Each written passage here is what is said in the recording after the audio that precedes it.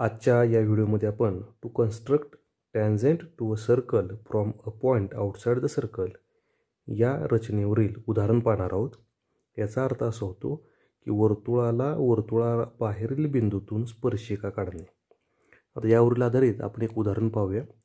Draw a circle with radius 4.1 centimetre.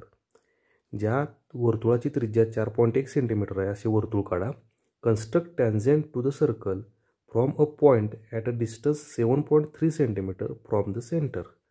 म्हणजे त्या वर्तुळाच्या केंद्रबिंदूपासून 7.3 सेंटीमीटर अंतरावर असणाऱ्या बिंदूतून स्पर्शिका काढा। आता ही रचना कशी करायची ते आपण पाहूया। या ठिकाणी पी केंद्र असणारे आणि 4.1 सेमी त्रिज्या असणारे आपण एक वर्तुळ काढलेले आहे। आता केंद्रापासून आपण एक या ठिकाणी किरण काढलेला आहे।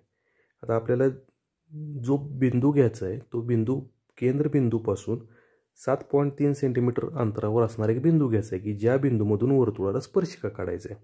यासाठी आपण कंपासचा उपयोग करायचा आहे।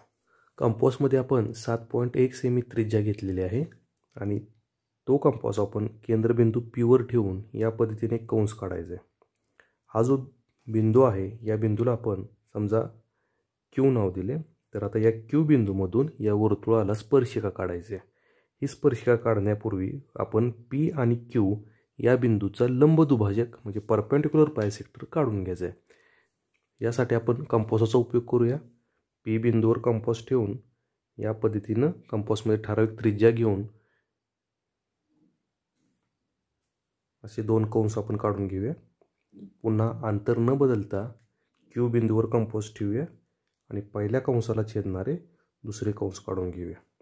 आता यानंतर या कंसांचे छेदनबिंदू हे आपण जोडून घेऊया।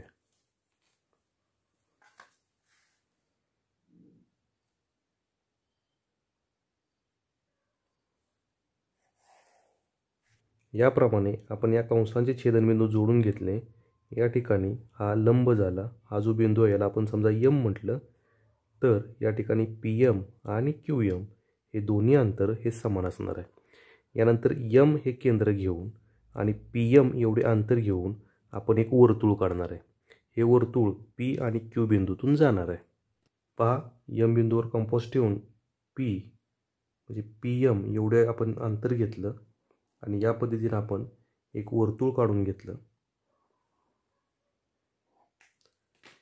हे वर्तुळ या मूळ वर्तुळाला ज्या बिंदूत छेदते त्याला आपण नाव देऊया ए आणि या ठिकाणी नाव देऊया बी।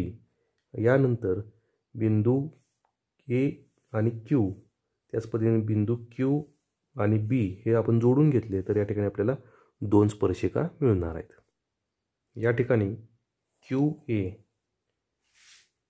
ही पहिली स्पर्शिका झाली मीन्स फर्स्ट टॅन्जेंट आणि क्यू बी ही दुसरी स्पर्शिका झाली मीन्स सेकंड टॅन्जेंट।